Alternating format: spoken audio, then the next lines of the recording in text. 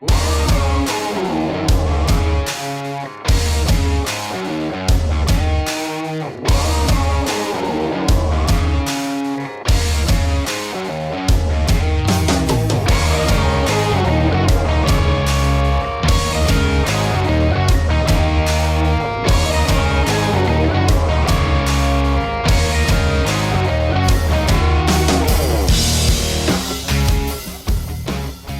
up, guys? Welcome back to another episode of the Hunter's Quest podcast.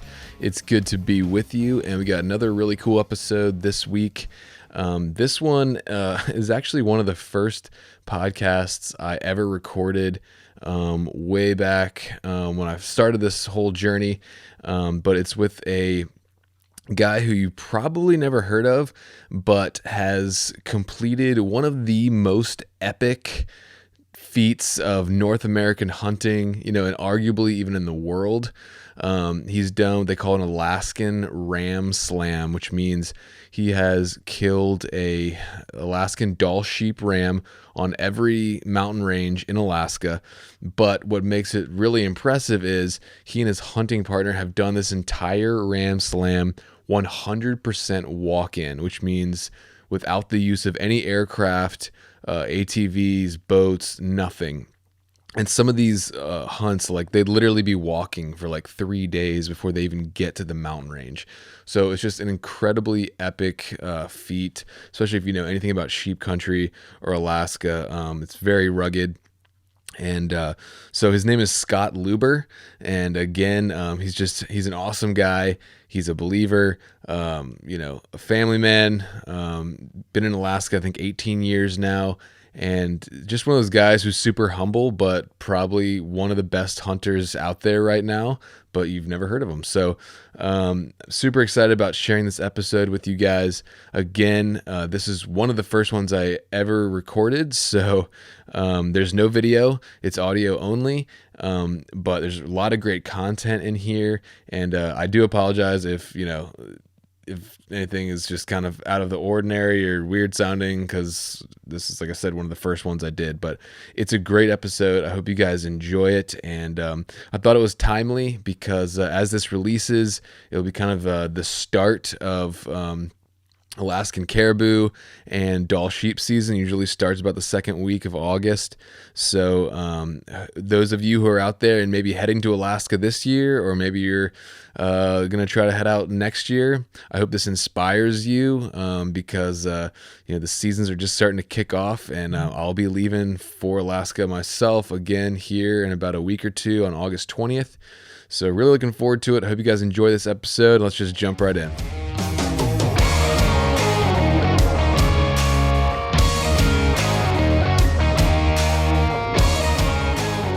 Welcome to the Hunter's Quest podcast. I am your host, Hunter, and I'm here with my guest today, a guy named Scott Luber, who you may not have heard of, but who's actually accomplished one of the most epic feats in North American hunting, I would say maybe arguably the world. So how's it going, Scott? It's going good. Glad to join you. Looking forward to this. Yeah, thanks for being here, man. So yeah, we caught up a little bit before we got recording, but so you're living in Anchorage right now, you said, right? Yeah, live in Anchorage. Been here 18 years now. Oh, so wow, okay. I think I might be Alaskan. I think you qualify. Where are you from originally? I moved up here from Nebraska. Okay. Did college back there, and we've got a family farm in north central Nebraska that nice. Still in the family. And you make it down there often? Yeah, we go back every year for deer season. Okay. It's one of those, all the uncles and cousins and everybody shows up, and it's like this reunion time, and awesome. We shoot a pile of deer and butcher them up. We've got the meat shed. It's like this one shed just dedicated to the week of deer season. And oh, nice. We got the walk-in cooler, and that's awesome. Yeah, dude. It's a grand old time. Yeah, that's really fun. We get those old school pictures of all those deer hanging in one place. Yeah. So that's awesome. It's pretty fun each year. Yeah, you can't beat the family reunion style hunts, man. Not for sure. Yeah. So, well, just for a little background. So As some of the listeners know, I did my first trip to Alaska this year in 2020. It actually was my first like backpacking hunt, which is kind of crazy that I started off in Alaska. But as I was getting ready, I started just learning everything I could about backpack hunting, about Alaska, and I stumbled across this podcast called Alaska DIY. I think it's since defunct or hasn't been running or anything, Right.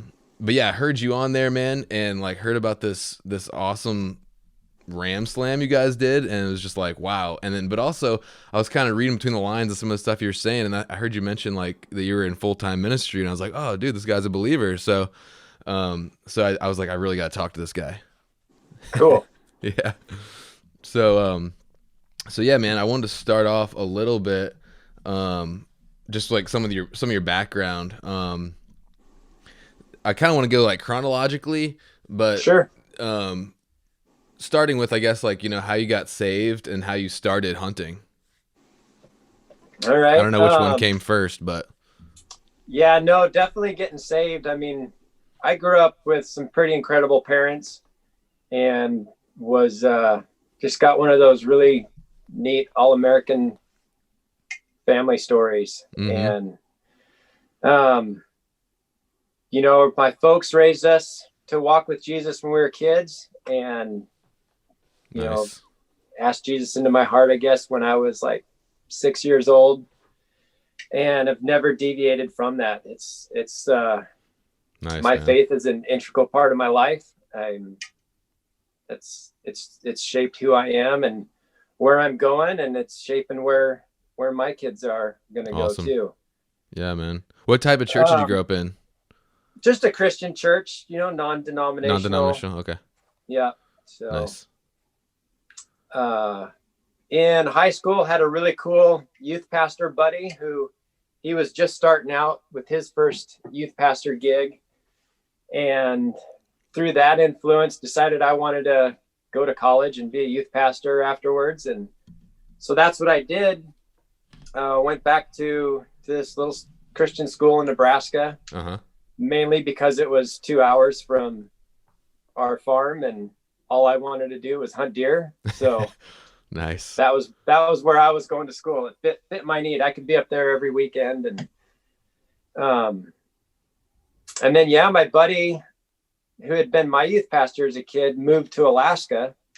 And while I was in the middle of college, he called and said, "Hey, you want to come up to Alaska and do an internship?" Like, wow. Heck yeah, for sure. So ended up going up there for 2 summers, and they hired me. The church did, right out of college. So nice.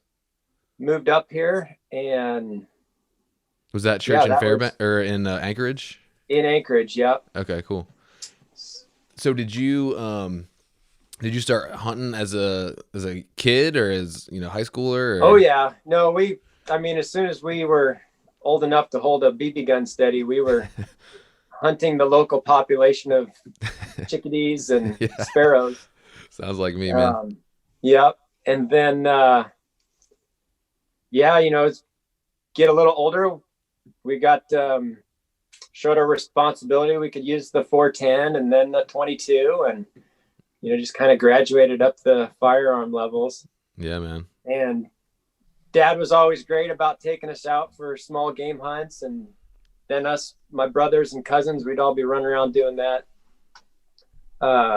Big game didn't start till I was 15. So when I was a kid, you had to be 15 before you could deer hunt in Nebraska, and that was the only place on our radar. And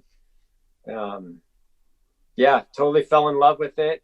Started bow hunting in college. Nice. And when I moved to Alaska, I remember getting up here and thinking like, all right, how long am I going to stick Alaska out till I have to move back and get to my tree stand? Just had a love for bow hunting and all that time you could spend in the woods. And then up here, like you, is where I did my first backcountry backpack style hunt. And that was like the end of it. Like there was nothing to compare. It's like a whole other world. And it absolutely is. We always described it as like an expedition hunt, Yeah. If you want to be successful in Alaska, I mean, there's definitely like, you could go out and shoot something on a weekend if you're really lucky. But you really got to dedicate some time to it and get back in there. And so yeah, it was expedition hunts versus I'm just going to sit in the tree stand for half a day or something, you know? Yeah. It's that whole other just level of adventure. Yeah. And then kind of like the evolution of all of that is, you know, just got so into backpack hunting, everything that Alaska had. And then we'd still go back to Nebraska every year for deer season with the family. And now I'm, you know, sitting on a hill with my rifle and the deer coming through, and it's absolutely wonderful. But I remember at one point thinking, where's the adventure in this? Like, this is so like not going sheep hunting in Alaska or hiking across the tundra for caribou. And but then now, you know, years later, I've come back around to like, I really look forward to that. Mainly a lot just as the family draw. Yeah, of course. But it's nice to go out and just sit and relax and shoot deer, and they're super tasty, and, you know, fill the freezers with them. But I'll never go ahead. I sure appreciate that hunt for what it is. And I mean, it still doesn't take anything away from backpack hunting. It's just, they're different worlds and different passions, and absolutely. And you can't just stay on a backpack hunt for 4 months straight, you know, like, it's just not realistic. But being able to mix it in with deer hunting, like I said, I will never, you know, quit backcountry hunting now that I've discovered it. It's such an amazing new world, but at the same time, I'll always still love deer hunting. You know, I'll always fall back to it. Yep, absolutely. Yeah, man. So what was your first hunt you did in Alaska? It was a spring black bear hunt. Okay. So, and that was, I got invited to go along with this guy who I'd heard about through and met through the church. But he was, you know, I'd kind of set him up in my mind as like the solo sheep hunting king of Alaska. You know, this guy that he hunted by himself and he went after sheep, and that was his thing. And got invited to go tag along on a spring bear hunt with him and one of his buddies. And that really like kind of started our friendship. Nice. And is that the guy that was your hunting partner from that point on? Yep, exactly. What's his name? Steve Bethune. Okay, cool. I thought about it too last minute. I was like, oh man, I should have both of them on here, but I guess maybe another time. Yeah, man. No, he's got some good takes. You could do him separately too, and yeah, that'd be cool. That'd be cool. You can link me up with him. But so, did you guys get a bear on that first trip, or how'd that go down? We did. I shot my first bear, and man, I learned. I mean, I borrowed all kinds of gear, backpack, tent. I mean, all this stuff, and figured it out. Figured out what I need and don't need, and we got a lot of really funny memories of, like, man, that was just ridiculous. Yeah, it's always fun to look back on where you started. Like, same thing. You know, Alaska was my first backpack hunt, but I did another like just weekend camping hunt with my cousin in Virginia here. And we made so many mistakes. That's actually the second episode. If you guys want to go back and check that out. But it is fun to see where you came from, and starting with someone who has some experience, going with them is huge. And start small so you can, like you said, learn what systems work and that kind of thing, what gear you need, what you don't need. Is there like one thing that sticks out as like your main takeaway from that first hunt? I learned I really don't like a frame backpack. Oh, really? So I like the internal frame stuff. Okay. Because I'd borrowed it was a smaller frame backpack, but it still had the metal bars, and man, that thing clanked and hung up on everything. Yeah. And I've never worn one since. Nice. So, what kind of pack you use now? I would love the Kifaru backpacks. Okay. They're out of Boulder, Colorado. Oh yeah. And we've used the Stone Glacier stuff as well, and it's top notch. I think a lot of it just Kifaru is what we started with. Yeah. So we talk like anytime we put our Kifaru backpack on, it's like we're strapping into home, you know? Yeah. And you So we're going to always compare everything against that, where if we'd have started with something else, it'd have maybe been a different story, but we love them. Yeah. And we put them through the rigors you could put pack through. Yeah.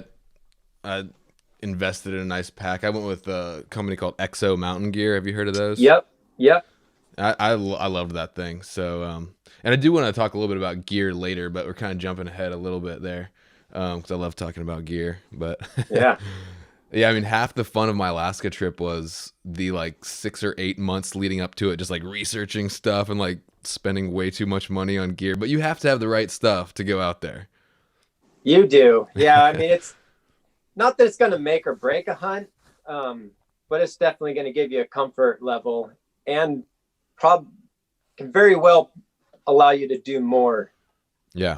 Go farther and not hurt so much. For sure, man.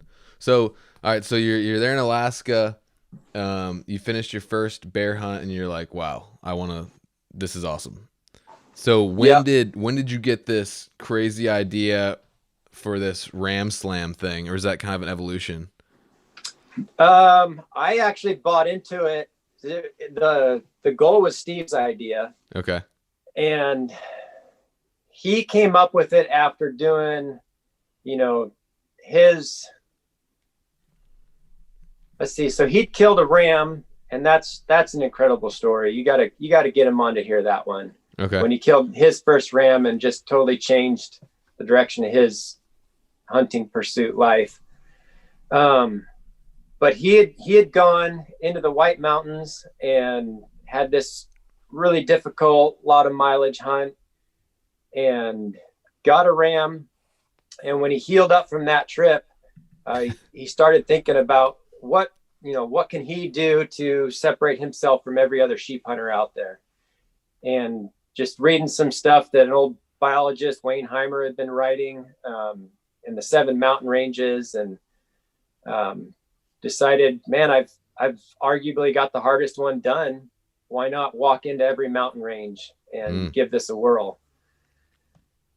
So I think that was the same year he and I did the bear hunt together. Okay. And then I went on my first sheep hunt the following year and brought my brother up from Nebraska. And, here's just 2 guys that have like never seen sheep before and never seen rams. And we're just going for it. And Steve and I still had a friendship at that point where he kind of threw a deck of cards at me and was like, don't go where you're going for the sheep hunt plans you have. You need to go where I went last year. And part of it, I think he was setting me up to see what kind of metal I had in me. What range was that? That was the White Mountains. And it was, he was like 33 miles in there when he killed his ram. Wow. And so, yeah, my brother and I went for it. We stomped over 30 miles to get in there, and wow. First day, find this group of rams and hunt them in every way you're not supposed to. I mean, we bailed off the mountain and stalked them from below. But hold on, you're glossing over some crazy stuff. Like, this is the story. Correct me if I'm wrong. Where like you guys parked and you couldn't even see the mountains you were going to, and it was like a 3-day walk or something. That's it, man. All right, so tell me all that. Yeah, no, it's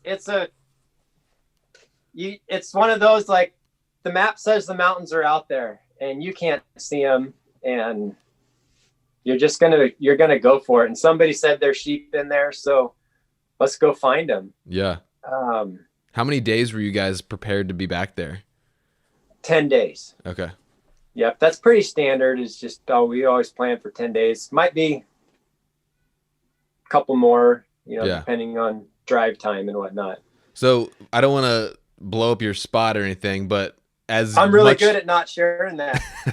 As much detail as you're comfortable with sharing, where did you guys start?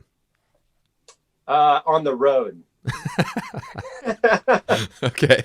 On the road. Yep. So just parked on the shoulder of a road and took off. I mean, it was cross country and using a map and a compass, so I'd done I'd done that bear hunt and I had done a caribou hunt the year before. But I was still new to the backcountry and Steve wasn't with you, right? Nope. No. So it was me, 2 hunts under my belt in the backcountry of Alaska, and my brother who's never seen Alaska. Yeah. Wow. And yeah, we just went for it. And I remember getting up on one ridge and we're like looking at the map and we're thinking we got to follow this drainage that way. And then we put the compass on the map and actually oriented the map to the country. And we're like, whoa, we're supposed to go that way. And it was just, yeah, we were so new and so green and so undeserving.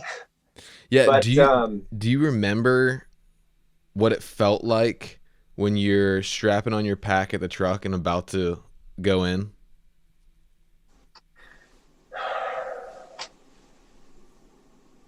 Man, I still get butterflies as we're driving, to that trailhead or to wherever we're going to park.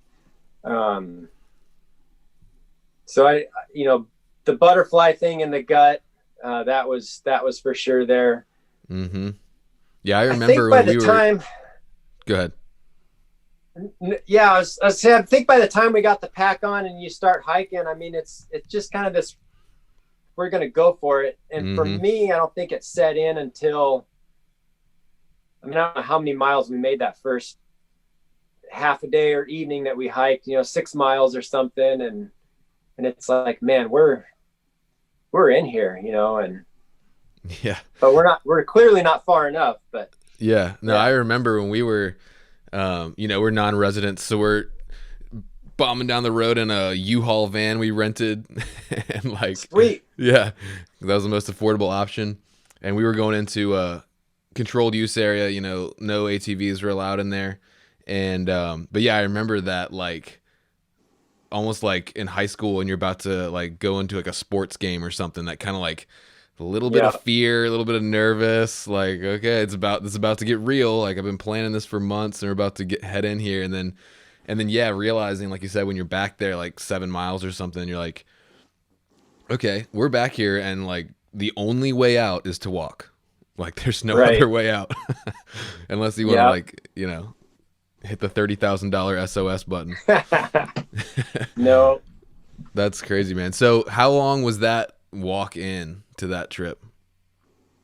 We were, and I think we were just into the mountains at 25, 27 miles or something. And how long did that take? I think we camped twice getting in there. Okay. So 3 days-ish. Yeah, it might have been. I think we did a lot of it. It was, somewhere around then. I don't remember for sure. Yeah. I don't remember if it was our second night at the base of the mountains or if there was one in between. Cool. But so I think there was in between. So yeah, our 3 nights. Wow. Third night we were there. That's gnarly, man. So then you get on X wherever you want to be, and then what happens from there? Then we just started climbing the mountains, and yeah, I'll never forget. We got up on top of this ridge and could see, as I'm glassing around, I saw a bunch of just half curl rams on the far ridge, and we're like, hey, there's sheep over there. Let's go that way, and hiked over towards where we'd seen them at. And once we got onto that high point there, we could look, kind of down this valley, and that's when we saw the big rams. And nice.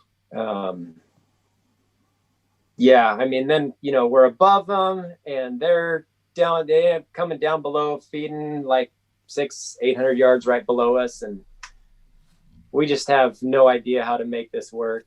And we'd heard the, advice, you never stalk sheep from below. That's where they're always looking. Mm-hmm. And, as we're looking at the terrain and just how, barren a mountain of rock is, how can we sneak down on them? And so we decided we'd take this little finger cut down around the side and sneak up from below them, which, like I said, we were so undeserving. But we had the one picked out that was like, okay, that's the biggest of, I think there were 3 legal rams there, and came up over kind of the top. And as we're sneaking up the top, kind of this big going up into a bowl, we see a set of horns come running at us. And so we ducked behind this big boulder that was laying there and kind of played hide and seek with this little ram for a while. And then it turned around and left. And so we hustled up to the top, and all these rams were like, they're clearing out of there. They heard us or smelled us. I don't know. But they were 260 yards or something. So we laid down, knew it had some dirt markings or, something to distinguish that big ram from the other ones, and shot him. And man, I remember, he went down, the other rams just kind of hung around. And that's something that's unique to rams is, when you walk up and it's like, they're not ready to leave their buddy yet. And, so you walk up to your dead ram, and his buddies are standing there at like 70 yards away. Oh, really? And they're like, come on, let's go. It's time to run, but their leaders, behind. So interesting. Whether it's a respect for their leader or, a shared companionship that sheep have, it's pretty neat to see. Yeah. But such a cool animal. Yeah, I remember walking up to him, and we have some pretty cut and dry what is a legal ram in Alaska. Right. And I mean, every first time sheep hunter is like so nervous about that, and rightfully so. You should be. Yeah. But I remember walking up to this thing and just being like, oh man, God, please help him be legal. I don't want to get in trouble. And yeah. We knew he was when we shot him, but you still have that fear though. Still have that fear. And it was, I had no idea what I'd shot. It was one of those crazy stories of a first time hunter getting something they don't deserve. And, he's still the biggest ram we've ever shot. Oh, really? Yeah. He's, everybody wants to get a 40-inch ram, and I think took him back and showed it to at the time, my future father-in-law. And he's like, he pulled out the tape measure. I don't think I'd even done that, Yeah. And he was over 40 inches, and oh man, just a great big old ram. Dang. Did they age him or approximately? Yeah. 10 years old. Wow. So right in there of nice older one. Yeah, man, that's awesome. Yeah, I mean, that cannot be too rare of an too common of an occurrence for two like Midwestern guys, very green, to just walk in and just bust a ram on the first trip. But hey, you put that work in, Put the work in, and we stuck out a snowstorm in the middle there, and just I don't know. Sometimes I think, well, we were just too dumb to not know any better. I don't know. Yeah. But one of the best parts of that story, though, was getting out. And so I think we hiked out down to this creek and set up camp the next day and cooked a bunch of meat and rested up for a day. And then, we had all this extra food in the backpack. Well, like packing this ram now is like the hardest thing I've ever done. I remember climbing up out of that valley he was in and over this mountain, and just like, this is ridiculous, just how heavy this pack is, and climbing up this mountain with it. And, over the years, it's funny, as I've gotten older, pulling those packs has gotten easier. Oh, really? I think a lot of that's just a testament to your mindset and having done it before. And but yeah, after we camped out and ate as much sheep meat as we can over a campfire, we took off and had, like I said, I had all this extra food in the pack because we're not going to be out here this whole time. Right. So we're like two guys in our early 20s, and we were just like shoveling all the food down we want. You know, there's no sense of rationing for days now. It's just like we are just feasting, pounding, you know, multiple days worth of trail mix and just slamming jerky. And we started hiking out of there. You know, the hunt part was over, so now we got to get back. And we ended up doing like 23 miles that day. Woo.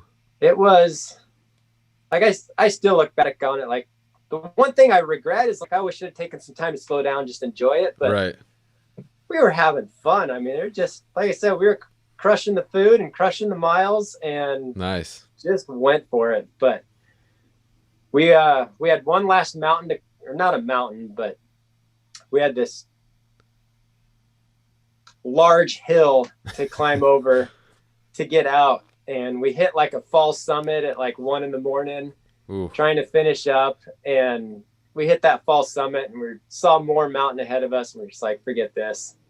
We just pulled our sleeping bags out, didn't even unload our backpacks, and just I like to say we passed out, but man, my legs were tired for a while.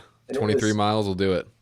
Yeah, it was painful laying there a little bit till we did fall asleep. Yeah, I bet, man. Well, that's awesome. So then the next day you were able to get to your truck the next day, or? Yep, the next day I was just finish it out, and that's awesome, man. And is that when you kind of, well, what did your buddy Steve say when you got back with that Ram? He I guess maybe he knew we were going to go in there. The funny thing is, he'd seen this Ram the year before, you know, and early on didn't, you know, none of us could tell what's a big Ram from a little Ram very well, or as far as full curls go. Right.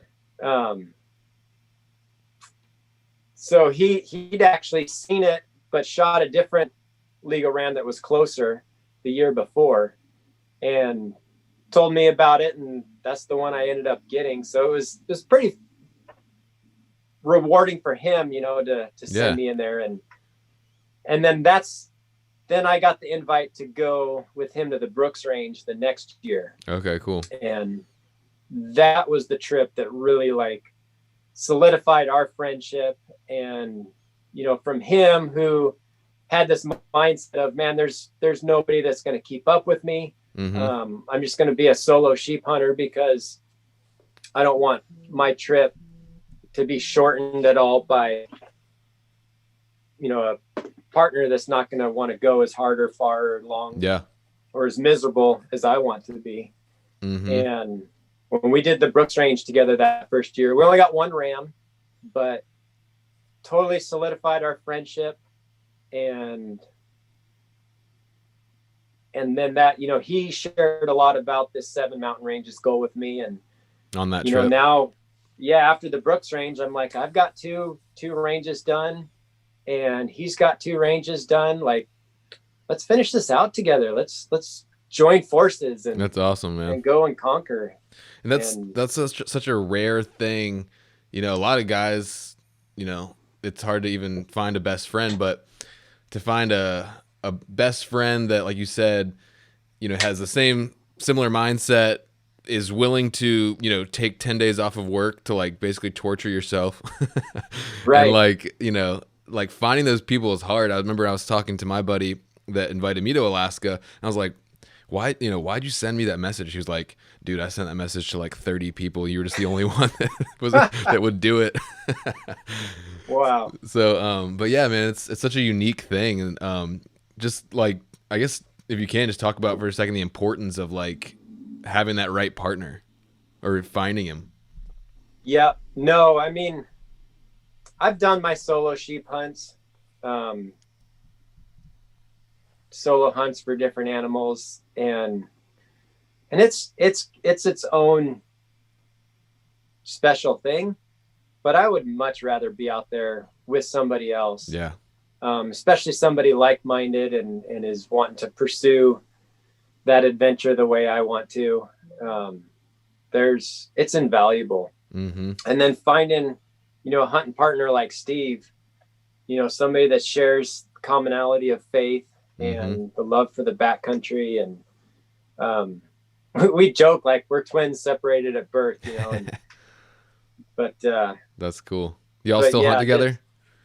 We do. It's an annual thing. So cool. That's awesome, he lives in Southeast Alaska now, in the town of Sitka. Okay. So, I mean, when he lived here in Anchorage, I mean, we were all over the state together. Yeah. All the time. But now usually it's just a sheep hunt per year. So. Okay. So sometimes a deer hunt. Okay. Sweet. Tell me, I mean, I would love to hear every single story, but unfortunately we just don't have time. Right. But I wanted to hear your first ram, and I want to hear your toughest ram. Yeah. So the toughest ram was that one you heard on that podcast that I went into detail with Abe. And I tried to go back and listen to it, but like I said, I couldn't. So just tell me the story again, man.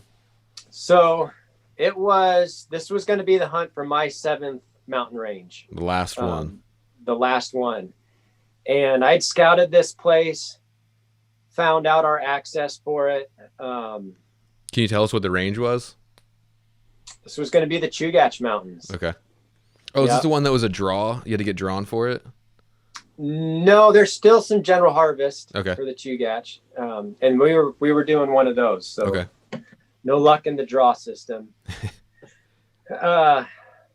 So yeah, it scouted it out, had our route getting in there. And then when we went for it, it was one of those typical, like 10 minutes from the truck, it starts raining and you're just like, here we go again, hunting in Alaska. And just fighting up a creek and climbing out of a canyon through wet brush and the downpour cold rain. And by the time we got up above tree line, out was spitting snow. And just that, I don't think there's anything worse to take it out of you, is climbing through brush and alders in the pouring rain, and then having it start freezing and basically snowing on you. And I mean, the mental fortitude it takes to push through that. I think that's what separates a lot of successful hunters from unsuccessful hunters. But the first mountain pass we went through, we were stomping through like 1.5 feet of snow and just thinking, holy smokes, like this is nothing we've experienced before, this level of snowfall on a sheep hunt. And was it in August or? No, we were going September. Okay.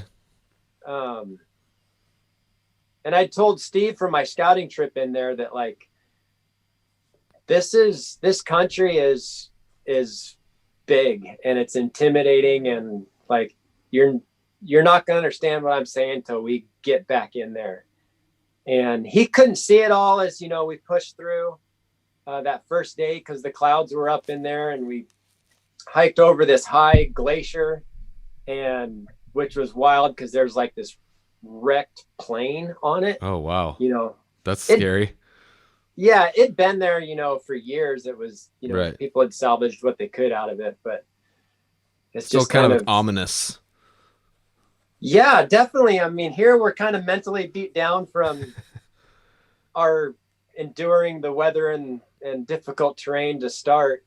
And then, you like, what happened to these people? And was there death here on this mountain? Yeah. And, you're just, mental game stuff. Sure. But yeah, pushed through the snow, dropped back into this valley, and got back down into the rain and wetness, and set up our camp. And it's just miserable. But man, it's amazing how, this sheet of nylon on some aluminum poles and a dry t-shirt is a world changer out there. So we did that, hot mountain house for supper. And I think we spent the whole next day just sleeping it off, as this storm raged on. And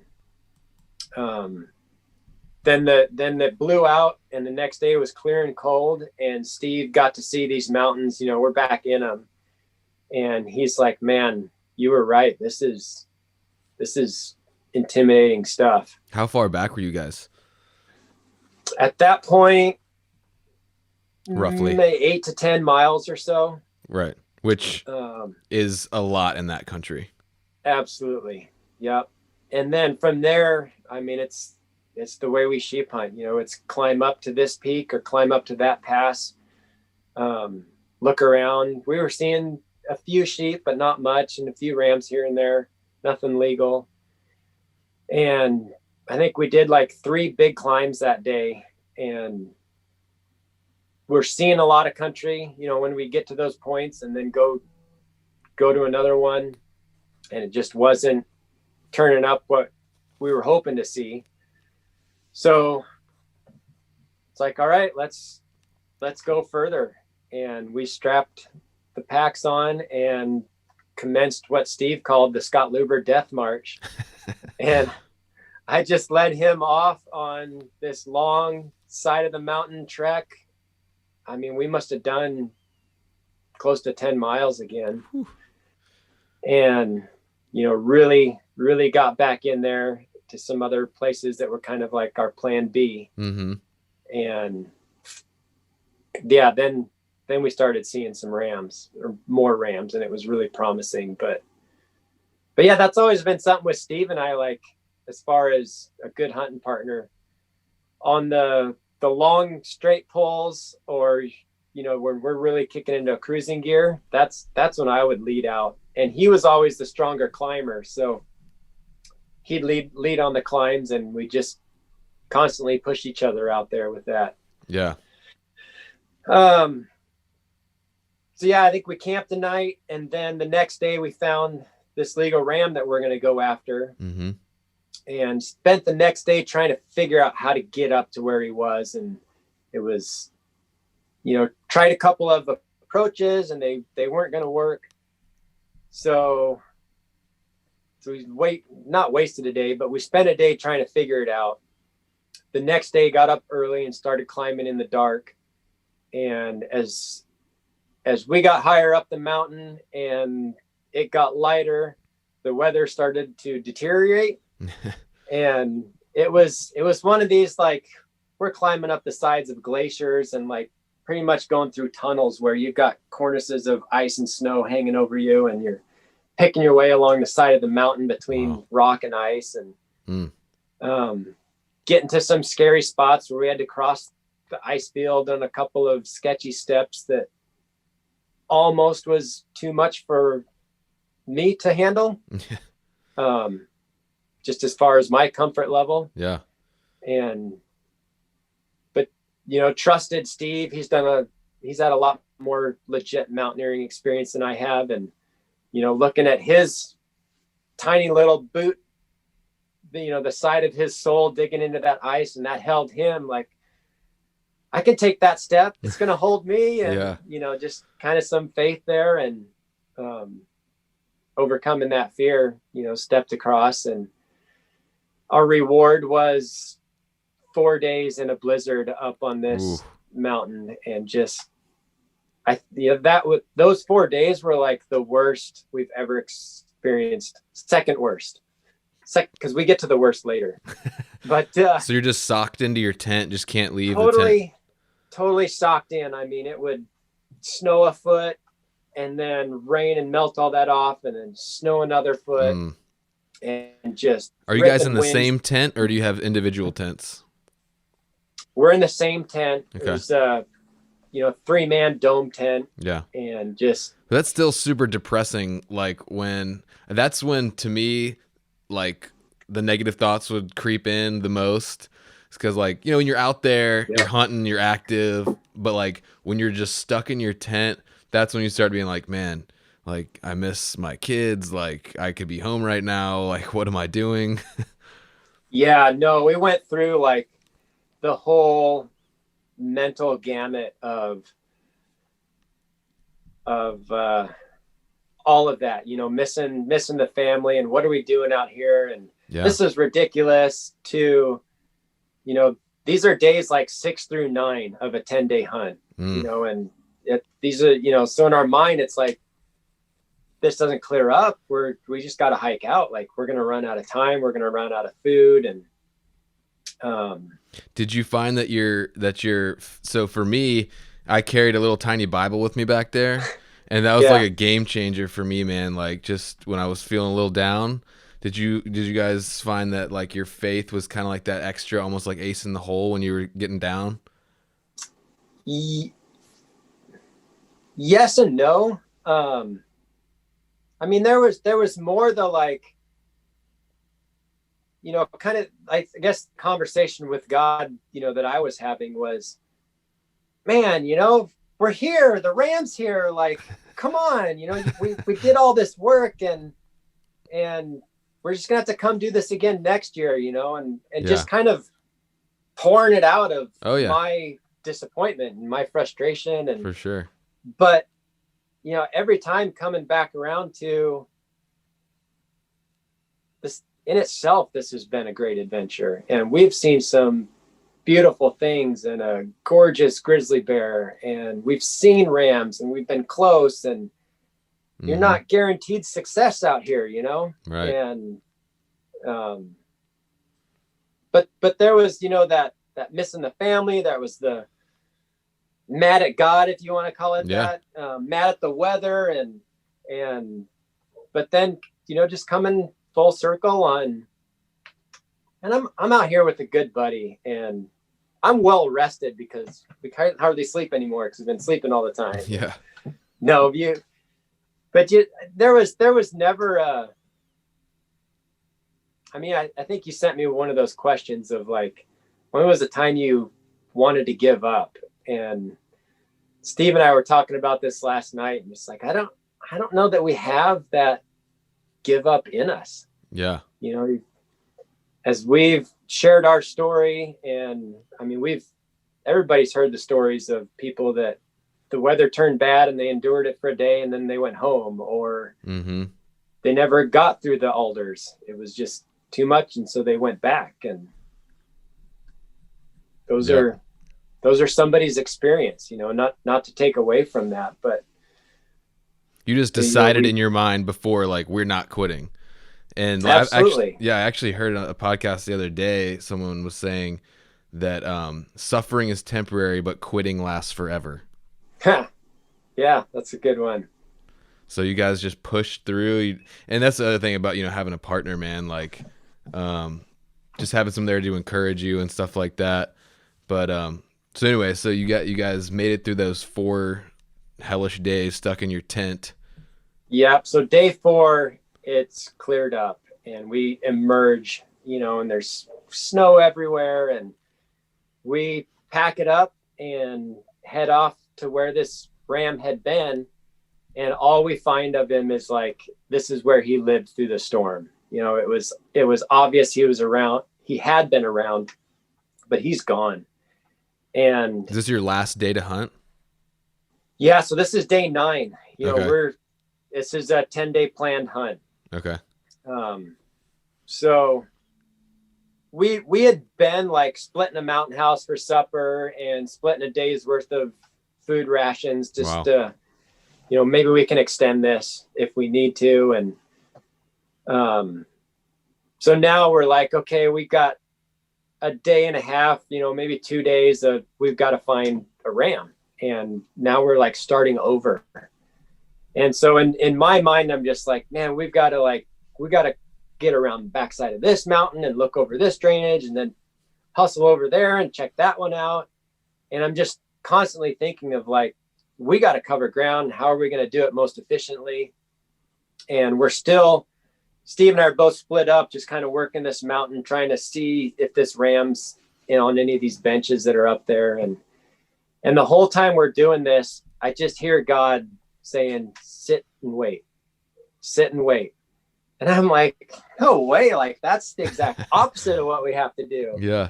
And I just keep hearing that, sit and wait. So finally, when Steve and I meet up, he's had the same thing of like, we're just going to have to cruise. And I'm like, I don't even want to say it, but here's here's what I'm hearing. God's saying, sit and wait. And he's like, all right, that's what we're going to do then.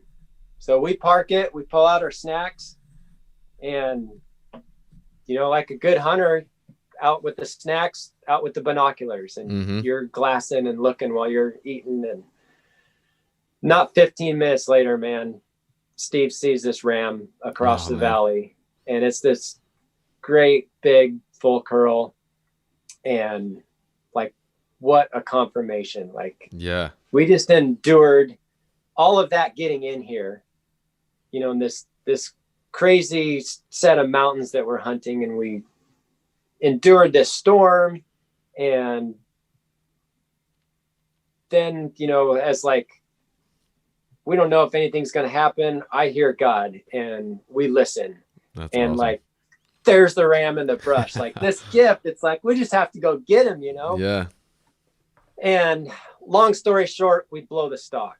Like, we put, it's like, thinking on it, oh my goodness, we've never blown a stock on a ram.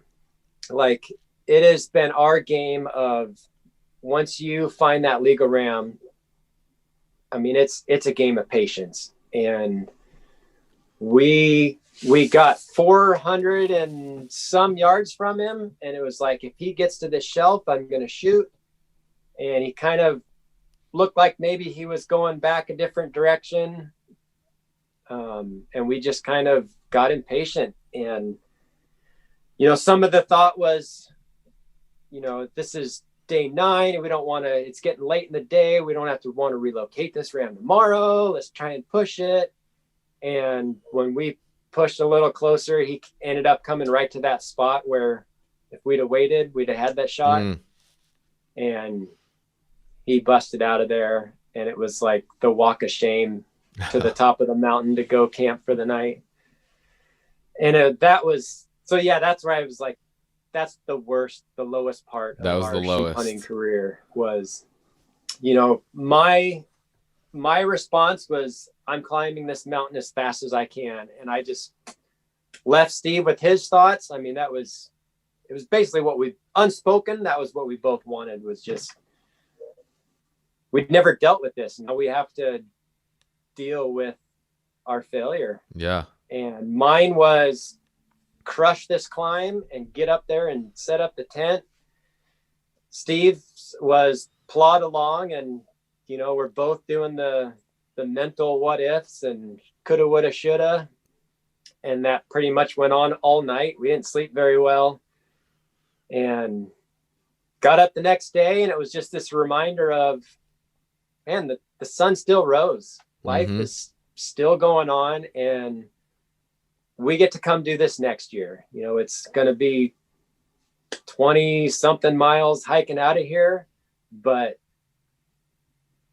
these rams will be here. The season's going to end, and we'll come hunt them next year. Yeah.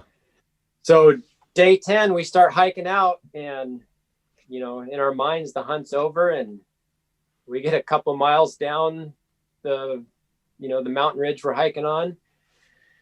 And we look down, and there's another group of rams, and there's a couple legal ones in there. We're just like, we got one crack at this. Like, it either happens today or it doesn't. And we just dogged those rams very patiently and worked them back up as, they went back up to where they were going to bed. We followed them up in there and ended up getting in a position where I could take a shot on the one legal ram that stuck around. The other one left. And late that evening, I shot my 7th mountain range ram. Oh, man. And it's still my favorite story. Like, we went from the lowest of lows back to, like, I just completed this incredible journey, and all these years of hard effort. There's been a lot of successful killings of animals where I get pretty pumped up, and there's some hooting and hollering and booyahs on the mountainside, and I get pretty excited in the moment. Yeah. And this one was so different. I mean, it was very contemplative and just different emotions of the realization of something grand accomplished. Yeah, man. And that was a good moment. Yeah. And the realization of all the dreams and plans and like this, like you said, this long journey. I can remember times in my life where I've had like not like this much or long of an accomplishment, but like something I've been working towards for a year or two or whatever. And like at the end, it is very much like, wow, because it's almost like that preparation and that anticipation and that goal becomes like your friend that's always there. It's there when you wake up. It's there when you go to bed. It's like always there in the back of your mind. It's like you still have this thing you're shooting for, and then you complete it, and it's like, wow, what's next? You know? Right. But that's it was. Sorry to cut you off, man. Go ahead. No, it was a great goal. The end of the trip was, I mean, it was still 2 days now getting out of there. Yeah. And so still some work. It was a lot of work, and it was the like, if we did not made it to the truck that 12th day, the wife was going to call for support. Oh, really? So she was, I mean, we didn't have any kind of satellite communication. Really? We had our emergency button. Okay. Yeah. But we were no sending messages home. Nothing like that. Yeah. No, we have that now. Yeah. But at that point, no. Man. So it was some cause for worry, but that's gnarly, man. And like it's so cool too that like you like you said, this is like a tangible time where it's like your relationship with God actually like really like came out with like tangible success. Like you heard God speaking to you and you listened, which is not an easy thing to do. And you hear that really small whisper kind of in your spirit, in the back of your head or your gut or whatever it is. And it's so easy to ignore that and say, no, I want to go on my own strength and like my own understanding and go out there and charge it and try to get this thing done. But to actually say, okay, and sort of like let go and let God, excuse the cliche. But it was almost like this whole trip, God was showing you like, rely on me, Absolutely. No. And this, I mean, the second part of this story is coming back home and, starting a new business with a couple guys, and then that not turning into a good partnership and getting out of that partnership. And now, I've got, I think at that time, 4 kids at home and, I've got some money in the bank from this buyout, but it's like, what's next? Where's my career path going to be? What am I going to do for a job? And just having all these questions. And I mean, clear as day. I remember sitting by my wood stove, early in the morning, reading my Bible and just talking all this over with God and sharing my thoughts. And I remember, that one morning he reminded me of the sheep hunt, this one that I just told you about. Yeah. And he's like, Scott, you had to endure that sheep hunt so that you'll trust me and follow me for what's next. Wow. And when he said that, I'm like, all right, I'm not going to worry about this anymore. And just, it went forward from then with my head on a swivel of like, God has something ready for me. And that's awesome. That was, the hunt was 2014. So that was spring of 15. And geez, that's like 6 years later now. And it absolutely proved true. I mean, that's amazing. Where God took me and set me up and what I'm doing now, it's going to work every day is a constant reminder of that hunt and his goodness and faithfulness. And we trust in him, man. He'll take you places you never dream of. Absolutely. Amen, dude. Like, when you're tapped into that and you can actually learn those lessons and see how God used this I mean, most guys, it's just like, oh, it's a cool story, but like, it's a cool story, but also like since you're Yep, tapped into God and listening to His voice, like it became a life changing like experience that had ripple effects into your everyday life and taught you something about life and about yourself and about God. You know. absolutely. No, it's so great. And you think of like, for me, I don't know.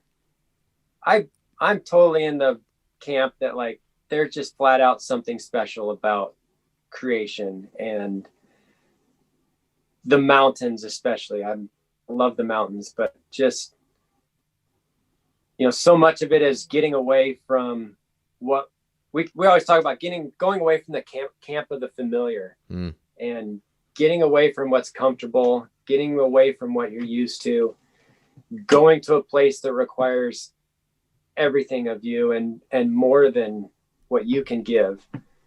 And in that, finding God in a special way. There's always something next in life, right? There's always a challenge, there's always a purpose. And Jesus set the example for us. Before he started his ministry, he went into the wilderness for 40 days. Yeah, that's right. Yeah. And God uses wilderness to prepare us for what's next. Yeah. And even says in one of the Gospels that the wild animals ministered to him. He was with the wild animals. Oh, yeah. And the angels ministered to him. Yeah. But still. Yeah. I like to think, man, he was out there hunting, and it was a 40-day safari. Yeah. Had like a oodad in his backpack or something. Man. That's awesome, man. What a great story, and that you're able to like draw and listen to God's voice and gain something like so tangible from that. And I was thinking about too, like when something you said in there reminded me of when Isaac and Abraham go up the mountain for the sacrifice, and they don't have a ram, and they see the ram in the thicket that God like provided for them. Right. I don't know why my mind went to that when you were talking about, sit and you saw the ram. Yeah, no, I think I made the comment of the ram in the brush. That's why it sparked that in my head. That's awesome, dude. Well, you kind of went there, which is where I was going to go next. Well, I mean, we kind of already went there, but I'll just ask the question anyway. So how do you think hunting makes you a better believer? And then on vice versa of that, like how does being a believer make you how does being a hunter make you a better believer, and how does being a believer make you a better hunter? Man, like I said before, I don't know if I said it here, but my faith is such an integral part of my life that there's no separating it. So when I go on a hunt, I'm going to church, man. Yeah. And I'm going there to walk with God and to worship him and be in awe and see the story that's how we look at all of these hunts. Is like we're putting on the pack and the boots, and we're walking away from the truck, and we're walking away from what's familiar. And God's going to write the story out there. Yeah, he's got this story for us, and we just got to trust him and walk in it. And it sounds like I'm talking about life. Sounds like I'm talking about a hunt. I'm talking about them both. They go hand in hand. So true, man. The worship out there, I'm not somebody that sings. I don't do music. It's not a part of me. That's a hard part of a church setting for my mind. Yeah. But some people are wired that way. I'm not, or I haven't fully embraced it. I don't know. It's not my thing, but to go out and see what we can see out there. That's your worship. That's my worship, man. Where David talks in the Psalms about my whole being will worship you. Like, that's the only place I felt that. That's amazing, man. And I like to joke, like, there's a reason why sheep's horns and animals' antlers reach towards the heavens. Yeah. They're worshiping too. Yeah, man. Just lifting them up. There you go. So why do you think it's important for guys like us or hunters or guys with big goals to stay connected to God? Well, if you're not staying connected with God, I mean, there's what's the hope, you know? And Yeah, to live without hope is no way to live. So, you know, just for guys recognizing that, you know, life's bigger than what we can do and handle and be in control of. It's a different mindset to go through life. So yeah, man, for sure. Got to stay connected. Got to have some friends, you know, whether it's a hunting partner or just buddies that are going to encourage you in that, family that does so. We all need that. Yeah, we all man. need that encouragement. For sure, man. Hi, are you doing okay on time? Yeah, man, let's keep rolling. All right, sweet. So you kind of went into it a little bit. I want to touch on, because, you know, just like physical fitness, which I do want to ask you about, spiritual fitness, it takes consistency and working on it every day. And you've said like it's such an integral part of your life. So, first I want to ask, like, what is your like spiritual fitness program or thing like? So I think the most important things are talking with God. And I mean, that's all day. That's an all day approach. The other is being super intentional with the buddy I have, buddies, my wife, my dad, and brothers, of just that idea of iron sharpening iron, and being intentional with having conversations and asking questions that keep pushing us towards living the good life and pursuing God in everything we do, and recognizing him in what we do and honoring him in everything. Yeah. So those, you know, and then the word of God, reading, you know, the Bible. I mean, it's powerful. Do you have like a daily routine? Like you said earlier, you were sitting by your wood stove reading. Do you have like any kind of daily kind of routine you do, or? I don't. I go in flurries on stuff. Yeah. Other than just, I mean, that's how I go about life, is praying and being intentional in my relationships. Cool. Yeah. Cool, man. Well, the other side of that too is, you know, we alluded to it a little bit, but just the physical aspect of sheep hunting and mountain hunting. Do you do any kind of physical fitness? And what does your physical fitness stuff look like? Or are you just blessed that you don't have to do anything? My wife says that, yes. I don't like the gym.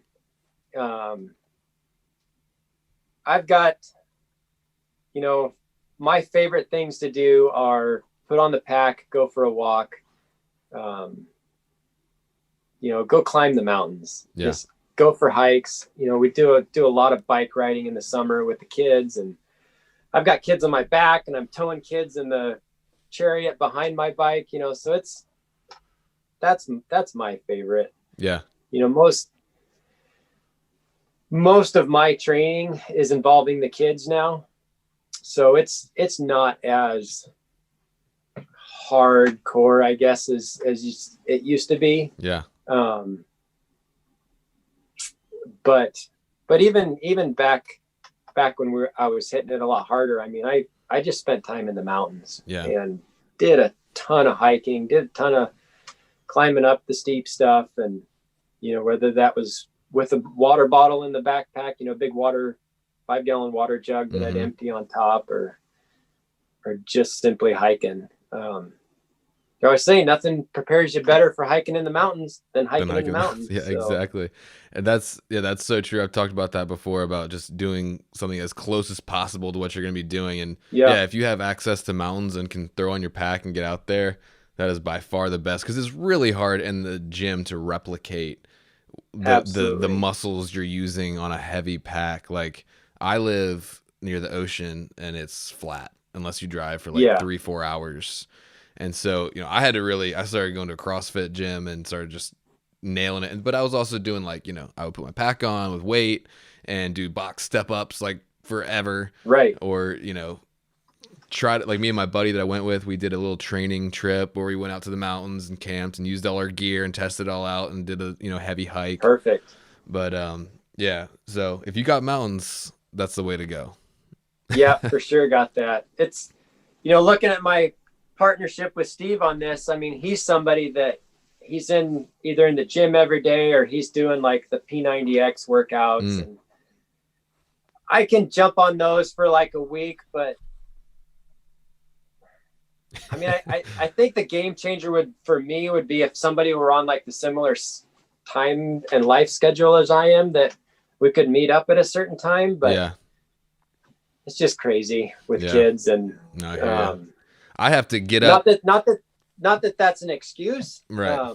I mean, I would argue I live a very active lifestyle. Yeah. And I mean, I do, everything is getting ready for sheep hunting. That's awesome, man. Yeah. So me, I'm not naturally trim. I have to kind of work at it. So, and plus, we don't have hills around here, but I'll wake up at 5:20, 5:15 and go. And it helped me to get into a CrossFit gym because I have the other people, the accountability, the kind of community aspect of it. And then I just get it done before the kids wake up, then take my son to school. But whatever works for you, It does. Yeah. So Steve works hard. I remember we were getting ready for that first sheep hunt together, and we were hiking in the mountains, and we'd kind of gone up this valley, and then we had this big climb at the end. And it was I don't know, sometime in the summer, it was this was our last training that we were going to do before our sheep hunt. Mm-hmm. And, man, I was right on his heels as we were doing that climb. But by the time we were getting up in there, I was sucking wind, and I'm thinking oh my gosh, if he just stopped, but I stayed right with him, and he finally stopped to take a breather. And I remember him turning around and looking at me, and I'm like, geez, Scott, I work all summer long, doing this and that, and you just show up and keep up with me. And I don't know if I told him I was sucking wind pretty hard at that moment, but we've always kept up. That's good, man. What just real quick while we're talking about physical stuff, what kind of physical toll does one of these that super hard trip you had, what's that the recovery when you get back home? Man, or have you ever had a trip where you just got home and you're just hurting for a while? Oh yeah, no, for sure. You'd get the achy legs. And again, that was early on. I think as we've done this, I mean, I've been 16 years doing sheep hunts. And, early on, probably the first 3 years, anytime I carried a heavy pack, I'd get the numb toes, for a week or two after, getting home. And, your legs are sore, your hips and your shoulders are sore. And there's a little bit of that. My wife has, I think, as we're talking, I think a lot of her, just a healthy diet and some of the stuff she's done nutrition wise. My recovery is very shortened. Nice. I haven't had numb toes since those early years. And the nutrition's a big deal, man, for sure. It is. We were talking about this the other night. We don't eat the typical American diet, but yeah, that's good. I think it's paying dividends. Yeah, my wife is Middle Eastern, and we eat a lot of home cooked food, and so Yep. That's been good. But and got to give a shout out to my wife too, because she lets me go on all these adventures. She cooks me awesome food, and for Christmas she got me this Kodiak trip, which is like the coolest Christmas ever, which I want to talk about. But I did want to, Awesome. yeah, I did really quick want to ask you about gear a little bit, because I know a lot of guys love hearing about gear, and especially Alaska gear. So I specifically want to hear about like tents, and just because I love guns, I want to hear about your rifle setup. And and then just maybe like if there's 4 or 5 pieces of like essential, you know, Alaska or even sheep hunting type gear that like guys should look into. Yeah. Okay. So we always tell folks like the 3 most important things you can spend your money on are your backpack, your boots, and your optics. That's pretty much given, I think, for any backcountry hunt.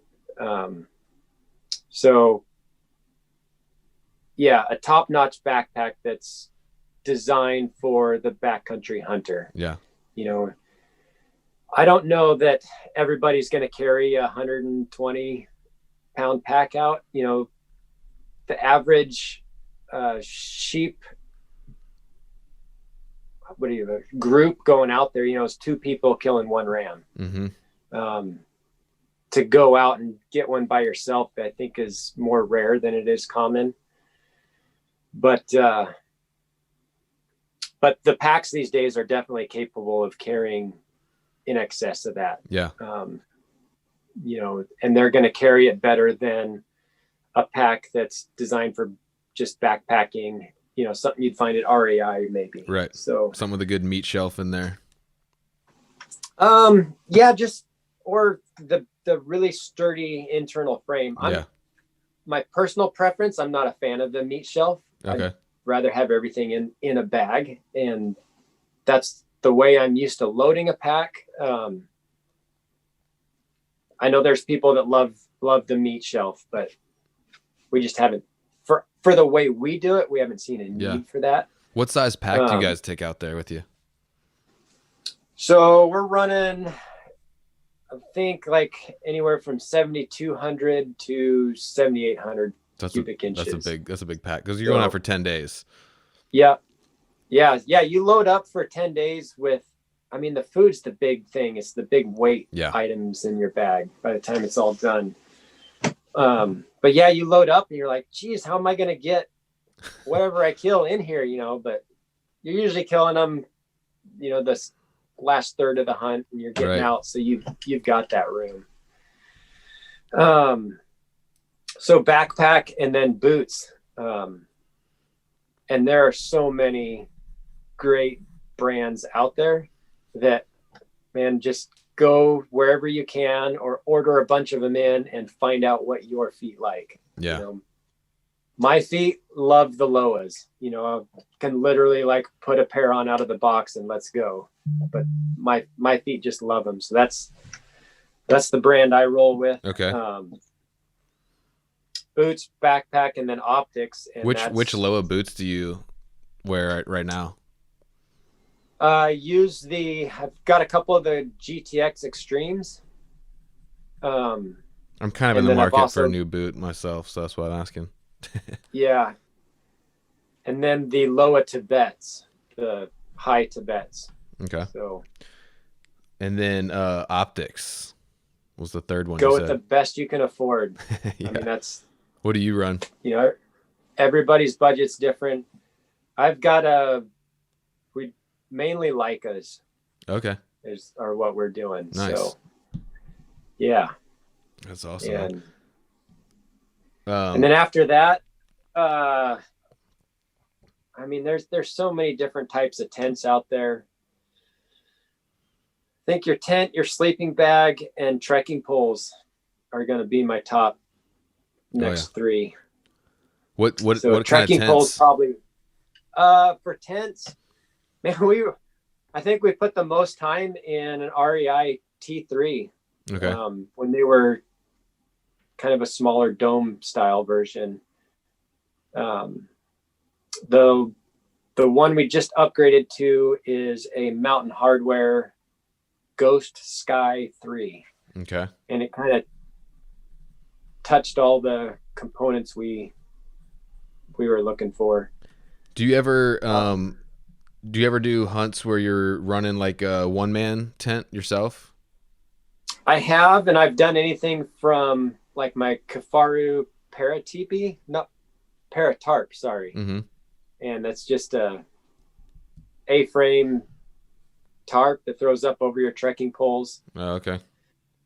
I've got a full one-size tent, one-person tent, Big Agnes copper spur. Oh, that's the one I have. Nice. Yep. So I love that thing, man. I just bought that last year, and it's great. You know, for those late season hunts and when snow's going to be a reality, that's been a good one. Yeah, I was really pleased with that tent, man. Do you think that would be a legit choice for Kodiak, that copper spur? Kodiak, man, yes. Just be smart about where you're camping. Okay.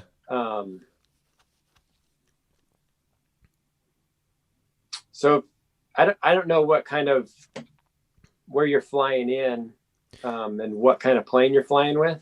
Yeah, I don't know exactly either, to be honest, but I know it's a fairly liberal weight allowance, and we're flying up into like an alpine lake. So, you know, we've my partner have been discussing, you know, do we go with like, you know, a bigger tent to share and like a stove and all that? Do we go with our, you know, one-man ultralight tents? So I'm not, or do we just take like, you know, two-man tent? We haven't really fully decided yet. So the way we've liked to hunt is take a big, comfortable camp. Yeah. And, you know, for two guys, I mean, shoot, get a 4-person tent, you know, if you have that available. Yeah. And because the weather there, I mean, it can go sideways with rain and wind, and you're going to be stuck in that thing. So yeah, to be able to sit up in there and just be a little more comfortable, sure, I think goes a long ways. You could have a week of just perfect, you know, weather, and you know, it might be a little excessive, but I think that's one of my favorite parts about Kodiak is it's still mountain hunting. It's still backpack hunting, but you have like that big base camp. Mm-hmm. And we did it where we had the big camp, and then there were 4 of us that went. And so we had a big base camp. We had tons of food, you know, because that was going to, you either eat it or you leave it for the bears to eat when you're gone. Yeah. And then it's going to be meat coming home, you know? Yeah. So, well, before we get like too much deeper into the Kodiak thing, because I don't want to go completely off, but that's all good info. I wanted to ask you, I lost my train of thought. It's okay. What were we talking about? Oh yeah, gear. Yeah. I want to ask you about your gun, your rifle setup. And then, you know, you hear all these like stories about like sheep hunters that like cut their toothbrushes in half and stuff, like saving weight. Like, do you guys do any like extreme weight saving techniques that you tell us about? You do a lot of that initially, but then there's things like you get tired of your fingers going in your mouth while you're brushing your teeth, and you cut your platypus hose too short, and you're tired of like cranking your head back to get a drink, you know. So for us, like the evolution of ourselves as sheep hunters, it was like we started out doing all of that stuff where it was minimalist, and we were, you know, you talk about that pile of garbage that you cut off of your gear and throw away, and then you're out there and it's like this borderline survival the whole time, you know. And then it's kind of like, well, we're good at that and we've made that work, but it's also not going to kill us to carry a pound or 2 more. Right. But I don't think you can get to there where, okay, I can carry a pound or 2 more unless you've done the other end of it, because that's the great sin of getting ready for a backpacking trip is, oh, I can bring this and I can bring that. Mm-hmm. My pack has room for this. And before you know it, you know, you're not going to want to hike anywhere because your pack's too heavy. Yeah. But, you know, going from where we just both used to run around with the tarps to a 3-person tent, something that's going to withstand the weather. We don't have to get up in the middle of the night and turn our tent around because the wind switched and now it's blowing rain in our faces. We're sleeping, and a little more comfort and give you some more longevity back there too. Yeah. So we kind of evolved through that. Okay. My rifle, I started hunting up here with my 30-06 that I'd brought up from Nebraska. And it was a synthetic stock blue barrel. And I think I did like 2 sheep hunts with it, and it was getting beat up. And I'm still traveling to Nebraska every year. So it's like, well, how about I just leave this in Nebraska and get myself an Alaska rifle? Yeah.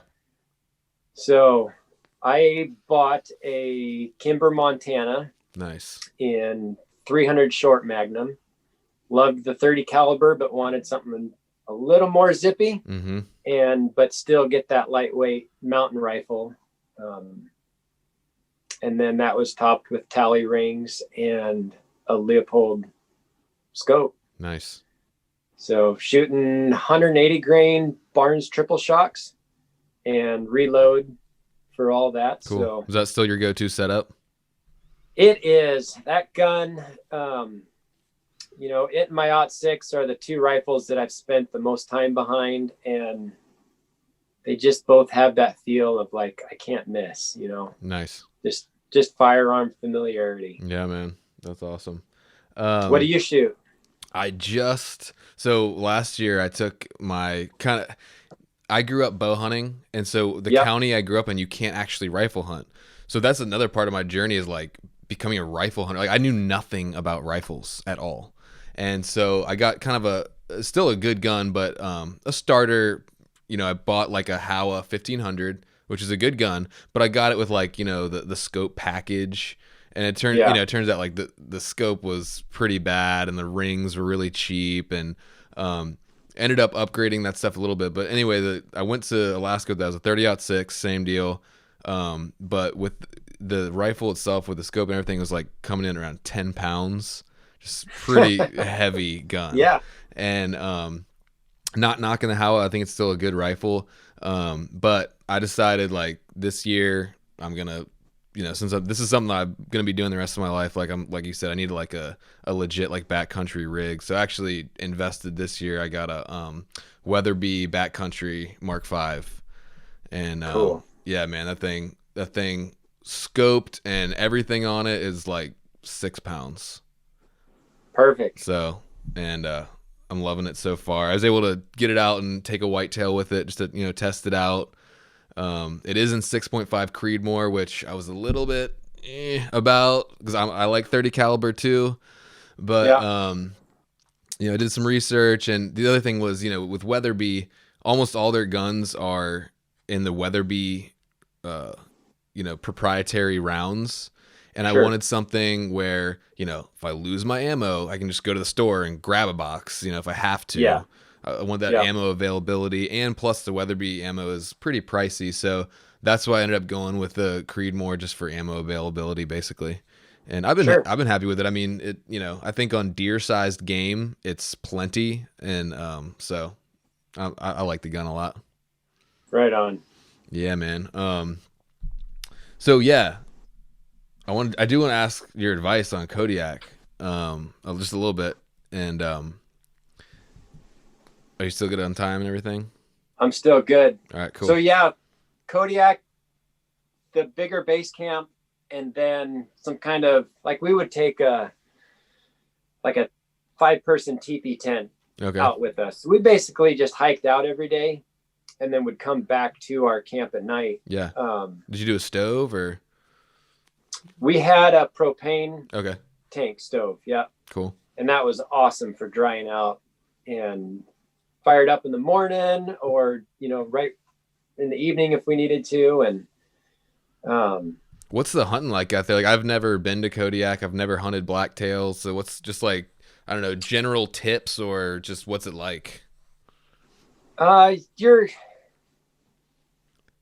going to figure it out. I mean, it's just going to be glassing and finding them, and then deciding if that buck's one you want to go shoot.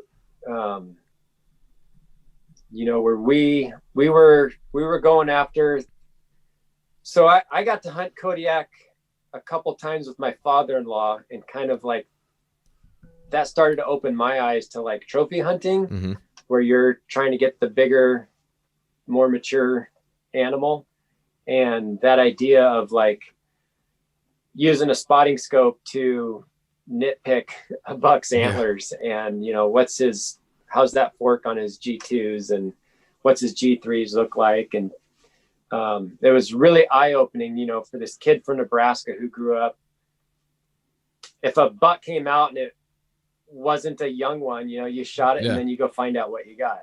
And it was very enjoyable. But yeah, it was fun looking for that trophy quality. And it,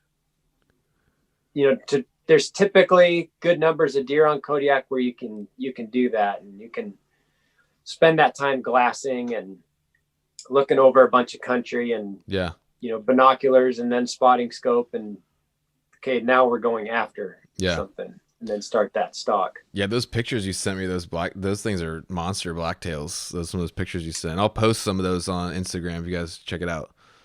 But those things look nice, man. So have you ever hunted there in August? We're going the last week of August. Yeah, no, I've always done October. Okay. So I'm wondering if they'll be in velvet still or not last week of August.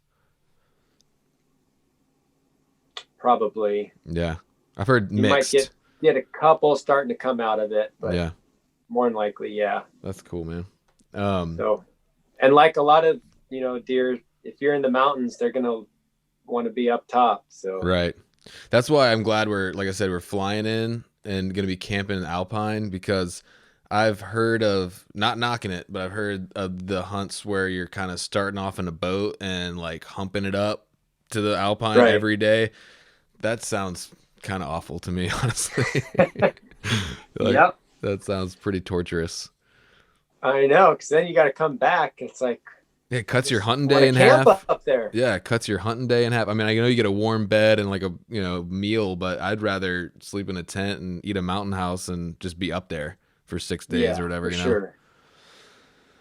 Well, cool, man.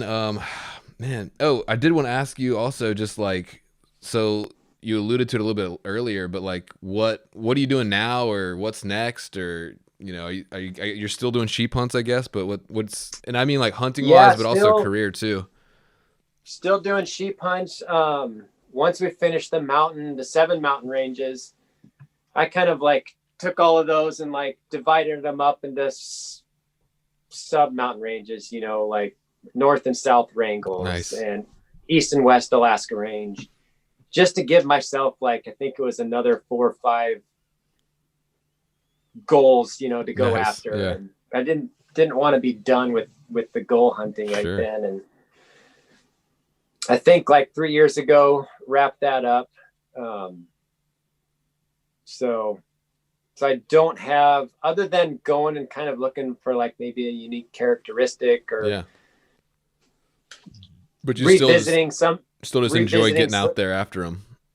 Yeah. I mean, I don't think I'll ever not want to get in the sheep mountains, but some too, just go back and revisit some of these places we've been. And so that's kind of the plan with sheep hunting. But I think, man, the main goal with me seems to be like my kids. Yeah. And my son has shot a caribou the last 2 years. He's just 8 years old. Oh, wow. So he's on a roll. Nice. And yes, but getting them out there for it. Okay. I think that's the future of my hunting. Yeah, man. That's awesome. That's a whole nother level of just, it's a whole different game, Well, yeah, I think that was pretty much all I wanted to hit on, man. I mean, I didn't want to take too much of your time, but is there anything else like you wanted to just say before we go or anything? No, I appreciate it. So if you're when you come up for your Kodiak hunt, if you're coming into Anchorage, let me know. We could. Yeah, I'd love to grab a coffee or lunch or something. Yep. Or if you get laid over or something and need a place to crash, give me a holler. Oh, I appreciate that, man. If I'm not in the mountains, Yeah. You got an invite. Cool, man. I appreciate that. Well, like I said, we'll be there the last week of August, so I'll stay in Okay. touch, and text you, and yeah, I'd love to maybe just even if it's grab coffee or lunch or just meet up. That'd be cool. For sure. All right, Let's man. plan on it. All right, awesome. And then maybe we can hunt together one day. You never know. That'd be cool, man. That'd be cool. Yeah. I'd love to learn from you out there. So thank you. All right, dude. Well, it's great talking to you, and stay in touch, and we'll see you guys on the next episode.